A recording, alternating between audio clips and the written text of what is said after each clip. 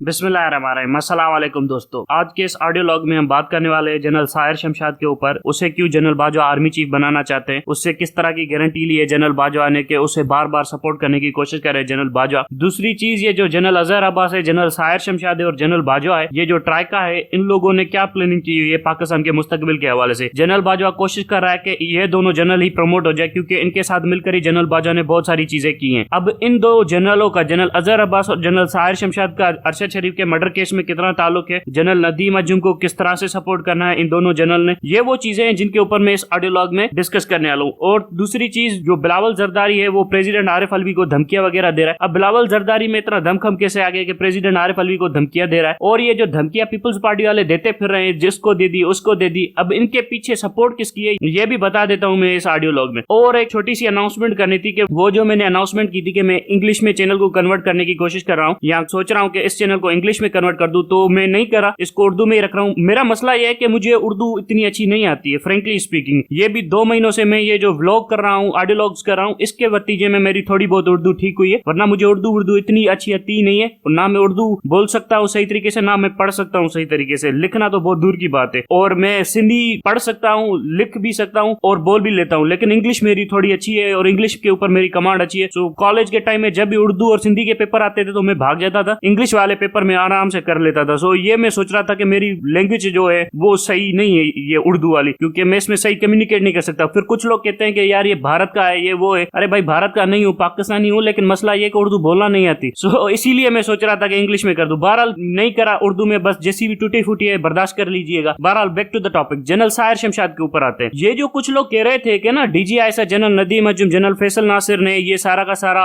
अरशद शरीफ को शहीद करवाने का प्रोग्राम कैरी आउट किया है मरियम नवाज के साथ मिलकर, ऐसा एग्जैक्टली है भी और ऐसा है भी नहीं। यहाँ पर बात यह है कि GHQ के अप्रूवल के बगैर ये सारे के सारे काम नहीं हो सकते। ये सिर्फ एक शख्स या जनरल बाजवा को खुश करने के लिए नहीं होगा। मेजर जनरल फैसल नासिर को पता था कि जनरल बाजवा जाने वाला है, और उसको खुश करने के लिए ये सब कुछ उस बंदे ने नहीं किया होगा। उसको कुछ ना कुछ अश्योरेंसेस GHQ के अंदर से दी गई होंगी, और जनरल बाजवा ने और ये जो जनरल साहिर शमशाद, जनरल अजहर अब्बास, इन तीनों ने मिलकर ये एग्री किया है कि जितने भी ऑफिसर्स जिन्होंने इलीगल काम किए पिछले 6 माह के अंदर, इन सबको प्रोटेक्शन दी जाएगी। इन्हें हटाया जाएगा ISI के अंदर से, लेकिन इनको प्रोटेक्ट किया जाएगा। इनके खिलाफ कोई केसेस नहीं बने दिए जाएंगे, इनके खिलाफ कोई इंक्वायरीज वगैरह कंडक्ट नहीं होंगी। सो ये वो प्रोटेक्शन है जिसकी वजह से ये जो फैसल नासिर वगैरह, ये सारा का सारा टोला है जो ISI के अंदर बैठा हुआ है, जनरल नदीम हो गया, जनरल फहीम हो गया, ये सारे के सारे खुश बैठे हुए हैं एक्चुअली में। सो वो इसलिए खुश है क्योंकि इनको पता है कि जनरल साहिर आएगा, वो हमें प्रोटेक्शन देगा। जनरल आसिम मुनीर भी आकर उन्हें प्रोटेक्शन ही देता, क्योंकि इसमें मरियम नवाज का भी डायरेक्टली हाथ है। सो ये वो चीजें हैं जिनके ऊपर जनरल साहिर शमशाद ने एग्री किया है आर्मी चीफ के साथ, जिसकी वजह से आर्मी चीफ उसकी फाइल लेकर घूमते फिर रहे हैं, कभी प्राइम मिनिस्टर हाउस जा रहे हैं, कभी प्रेसिडेंट हाउस जा रहे हैं। सो ये वो चीजें हैं जिसके ऊपर एग्री किया हुआ है। दूसरी चीज आते हैं कि इलेक्शन के ऊपर। जनरल साहिर शमशाद आने के बाद कोई इलेक्शन वगैरह नहीं करवाने वाले। जो इमरान खान की एक्सपेक्टेशन है कि ये आएगा, इलेक्शन करवाएगा, GHQ की तरफ से जो भी बंदा आएगा मैं उसके ऊपर प्रेशर डालूंगा और वो इलेक्शन करवाएगा, कोई भी प्रेशर नहीं डाल रहा है, कोई भी प्रेशर काम नहीं करेगा। इनको परवाह ही नहीं है आवाम की। एक्चुअली में ये सारे के सारे लोग इस बात से परेशान है कि फौज की इमेज खराब हो गई। अब फौज की इमेज कैसे रिस्टोर करनी है? अब फौज की इमेज रिस्टोर करने के लिए ये जो जनरल फैसल नासिर है और जो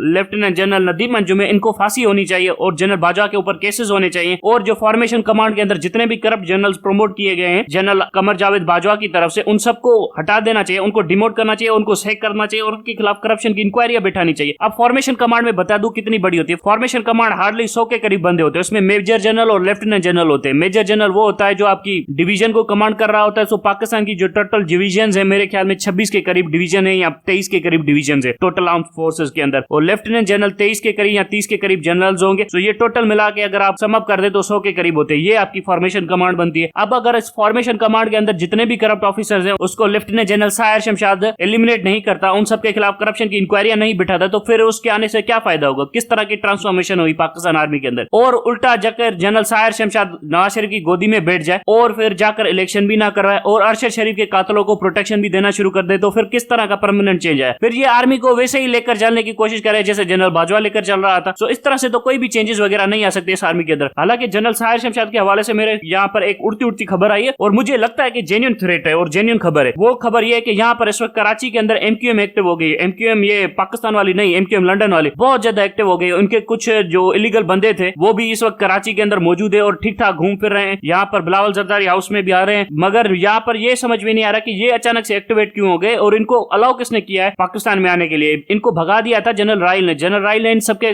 मतलब है ना कत्ल के फरमान जारी कर दिए थे और इन सबको जूते मार मार कर यहाँ से भगा दिया था। ये सब के सब अब वापस आ रहे हैं और मीटिंग्स कर रहे हैं आईएसआई के लोगों के साथ, और इसलिए मीटिंग्स कर रहे हैं कि वो सोच रहे हैं कि जनरल साहिर शमशाद आएगा तो अपनी कम्युनिटी का बंदा है, मतलब मुहाजिर कम्युनिटी का बंदा है, हालांकि वो बेचारा ऑर्फन है, तो वो समझ रहे हैं कि ये आएगा और जैसे जनरल मुशर्रफ ने हमें कार्ड ब्लैंच दे दिया था और जनरल मुशर्रफ ने अल्ताफ हुसैन को प्रमोट करने की कोशिश की थी, तो इसी तरह से जनरल साहिर शमशाद भी हमें प्रमोट करने की कोशिश करेगा। सो ये वो डिस्कशन है जो यहाँ पर इस वक्त कराची के अंदर चल रहे हैं। मुझे लगता नहीं है कि जनरल साहिर शमशाद इस तरफ से सोचने की कोशिश करेगा। हो सकता है वो बंदा डीपली इनसिक्योर भी हो सकता है, तो वो डीपली अगर इनसिक्योर है और वो अल्ताफ हुसैन को प्रमोट करना शुरू कर देता है कराची के अंदर, तो फिर कराची वालों की इला माशाल्लाह कराची वालों की खैर नहीं। अगर अल्ताफ हुसैन पाकिस्तानी सियासत में दोबारा एंटर हो गया कराची के अंदर, तो पीटीआई वीटीआई को तो डैमेज नहीं पड़ेगा, ये पाकिस्तान के नेशनल इंटरेस्ट को डैमेज पड़ेगा। पीटीआई को जितना वोट बैंक है वो होगा, पंजाब के अंदर जितना जीतना चाहती है पीटीआई वो जीत लेगी, 2/3 मेजोरिटी के साथ वो क्लीन स्वीप कर लेगी, लेकिन जो डेंट पाकिस्तान की पॉलिटिक्स को पड़ेगा वो इरिपेयरेबल डैमेज होगा। और इस तरह का इरिपेयरेबल डैमेज सिर्फ इसलिए ताकि फौज के पास एक ऐसी पार्टी हो जो उसको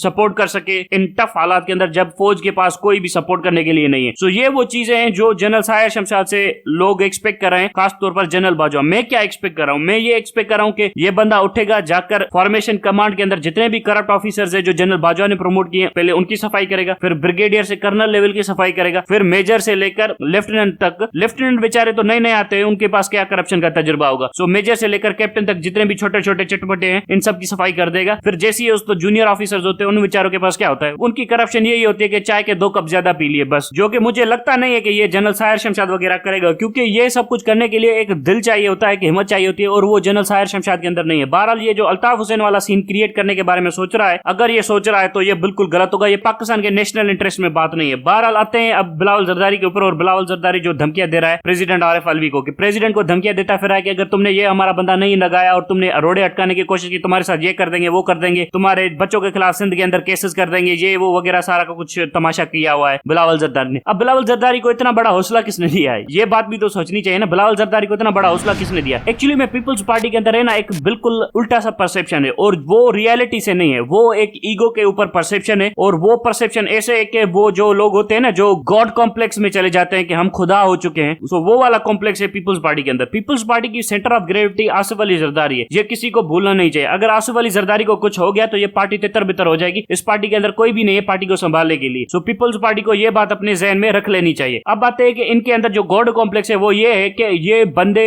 बादशाहों के बेटे, ये बादशाह से आए और इनका फरमान बादशाहों का फरमान है, इनको डिसोबे नहीं करना चाहिए, इनको सरसर बोलना चाहिए। इनको अगर आपने नो बोल दी तो इनका गुस्सा आसमानों की तरफ चढ़ जाएगा। जैसे मुगल शहजादे नहीं होते थे, तो ये बच्चे भी खुद को मुगल शहजादे वगैरह समझते हैं। इसी अना और तकब्बुर के अंदर ये प्रेसिडेंट आरिफ अलवी को धमकियां दे रहा है और ये सोच रहा है कि मेरे पीछे बहुत बड़ी पार्टी खड़ी है, मेरे पीछे बहुत बारे लोग खड़े हुए। कोई नहीं खड़ा हुआ। एक्चुअली में मैं बता देता हूं, कोई भी नहीं खड़ा हुआ। ये पता है पीपल्स पार्टी क्या सोचती है? अगर हमारे ऊपर हाथ डाला जाएगा तो हम सिंध कार्ड खेलेंगे, हम लगाएंगे कि सिंध को हम आजाद कर देंगे, सिंध को अलग कर देंगे। एक्चुअली में कोई भी नहीं है इनके साथ। मैं फ्रेंकली बता देता हूं, मैं ग्राउंड में रहता हूं, मैं सिंध के अंदर रहता हूं, मुझे पता है कि कोई भी नहीं है इनके साथ। इनके साथ एक ही टोला है जो कि डर की वजह से ठहरा हुआ है, जो आसिफ अली जरदारी से डरता है, इसी वजह से ठहरा हुआ है। अगर आसिफ अली जरदारी को कुछ होगा तो वो सारा का सारा टोला भाग जाएगा। दूसरा टोला वो है जो पैसों की वजह से, जो कि इनके साथ बिजनेस करता है और इनके साथ पैसों की वजह से ही अटैच है। तीसरा टोला ये जिनको ये पैसे खिलाते हैं, सो वो भी इनके साथ पैसों की वजह से अटैच है। जब आसिफ अली जरदारी को कुछ हो जाएगा तो ये तीनों टोले भाग जाएंगे। सो इनके साथ कोई भी अवामी ताकत खड़ी नहीं है। अगर सिंध की आवाम को एक और जेन्युइन ऑप्शन दे दिया जाए जो कि बहुत अच्छा हो पीपल्स पार्टी से, तो सिंध की आवाम इनको छोड़कर उस ऑप्शन को एक्सरसाइज करना शुरू कर देगी पॉलिटिकल स्फेयर में। लेकिन मसला यह कि सिंध के अंदर कोई ऑप्शन अवेलेबल नहीं है सिंध की आवाम के लिए, सिर्फ यही लोग अवेलेबल है, इसीलिए इनके थ्रू सिंध की आवाम अपनी राय एक्सरसाइज करती है। और इसी चीज का फायदा उठाते हुए ये गॉड कॉम्प्लेक्स में चले हुए हैं। इनको लगता है कि हमारे पीछे लोग खड़े हैं वगैरह वगैरह, हमारे लिए बहुत कुछ कर देंगे। मैं इनको बता देना चाहता हूँ, जुल्फकार अली भुट्टो इनसे ज्यादा फेमस था और वो पंजाब के अंदर फेमस था। जब जुल्फकार अली भुट्टो को अरेस्ट किया गया था तो कुत्ता भी बाहर नहीं निकला था, कोई भी प्रोटेस्ट वगैरह नहीं हुए थे। और जब जुल्फकार अली भुट्टो को फांसी देने की बात आई थी तो सिर्फ 2 लोगों ने खुद को आग लगाई थी लाहौर के अंदर सिनेमा के सामने, और 2-3 कारकुन थे। हर हफ्ते मेरे ख्याल में फ्राइडे के दिन 2 कारकुन खुद को जलाते थे, वो भी 3 से 4 दिन चल सका था किस्सा। एक सिनेमा थी लाहौर के अंदर, उसके सामने कारकुन जाते थे, खुद को जलाते थे। टोटल 12 कारकुनों ने खुद को जलाया। उसके बाद सारे कारकुन भाग गए, यार ये लोग हमारी जाने लेने के ऊपर आ गए, जुल्फकार अली भुट्टो तो जाएगा जाएगा, हम क्यों अपने आप को जलाते फिरे। उसके बाद बेगम नुसरत भुट्टो ने जो कदाफी स्टेडियम के ऊपर हमला किया था, जहां पर जाकर प्रोटेस्ट किया था, जिसके ऊपर उनको बहुत ज्यादा मार पड़ी थी, ये वो खातिन थी जो अपने हस्बैंड के लिए लड़ रही थी, बाकी कोई भी नहीं लड़ रहा था। एक और खर था बेचारा, वो जाकर भुट्टो साहब के लिए लड़ रहा था और उसने एस्टेब्लिशमेंट को धमकियां दी। 3 से 4 लोग जो लॉयलिस्ट थे वो लड़ रहे थे, बाकी सारा का सारा मफाद परस्तों का टोला भाग गया था। कुछ लोग एपॉलिटिकल हो गए थे, कुछ लोगों ने इस्टेब्लिशमेंट के साथ हाथ मिला लिया था। सो जो पीपल्स पार्टी समझ रही है ना कि हमारे पीछे लोग बहुत खड़े हैं, हमारी तंजीम बहुत मजबूत है, लोग हमारे लिए जाने देंगे, कुछ भी नहीं आने वाला, कोई भी नहीं आने वाला। एक ब्रिगेड डिप्लॉय हो जाए सिंध के अंदर और वो एंटी पीपल्स पार्टी की बात करे तो आप देखिएगा पूरी की पूरी पीपल्स पार्टी घरों में छुप जाएगी। सो ये जो धमकियां उमकियां दे रहे हैं ना, ये सारे के सारे एम्प्टी थ्रेट्स है, इनके अंदर कोई कैपेसिटी वगैरह नहीं है रियासत से लड़ने के लिए। बहरहाल ये वो डिपेंड करता है कि ब्रॉडर पॉलिसी क्या होती है रियासत की। अगर रियासत की ब्रॉडर पॉलिसी इमरान खान आकर बनाता है प्राइम मिनिस्टर बनने के बाद, जिसमें पीपल्स पार्टी का कोई रोल नहीं होता, जिसमें आर्मी का कोई रोल नहीं होता, जिसमें जुडिशरी का कोई रोल नहीं होता, जिसमें नूली का कोई रोल नहीं होता, जिसमें फजल रहमान का कोई रोल नहीं होता, तो ये जाहिर सी बात है ये सब के सब लोग आपस में मिलने की कोशिश करेंगे और एक नया फ्रंट खड़ा करने की कोशिश करेंगे। लेकिन अगर इनको वन बाय वन करके एलिमिनेट किया जाए, जैसे फजल रहमान को पहले मारा जाए, फिर जुडिशरी को खत्म किया जाए, फिर नूली को खत्म किया जाए, फिर इमरान खान की ताकत इतनी बढ़ जाएगी कि वो पीपल्स पार्टी के साथ सिंध के अंदर टक्कर ले सके। लेकिन अगर पहले ही ये सबके साथ लड़ने की कोशिश करेगा तो ये सब के सब लोग मिल जाएंगे और फिर इमरान खान को तंग करने की कोशिश करेंगे। ये है मेरा ओवरऑल असेसमेंट इस पूरी की पूरी सिचुएशन के हवाले से। बहरहाल बात यह है कि जो फाइल है वो फंस गई है। फाइल अब शहबाज शरीफ साइन नहीं कर रहा, वो कुछ गारंटीज मांग रहा है, और शहबाज शरीफ अगर अपनी फाइल भेजता है तो वो प्रेसिडेंट साइन नहीं कर रहा। तो फाइल इस तरह से फंस गई है। अब देखते हैं कि फाइल किसकी अप्रूव होती है। मेरे ख्याल में आर्मी की अब फाइल अप्रूव हो जाएगी। जीएच की बहुत ज्यादा ताकतवर है, वो अपनी फाइल अप्रूव करवा लेगा। Thank you very much.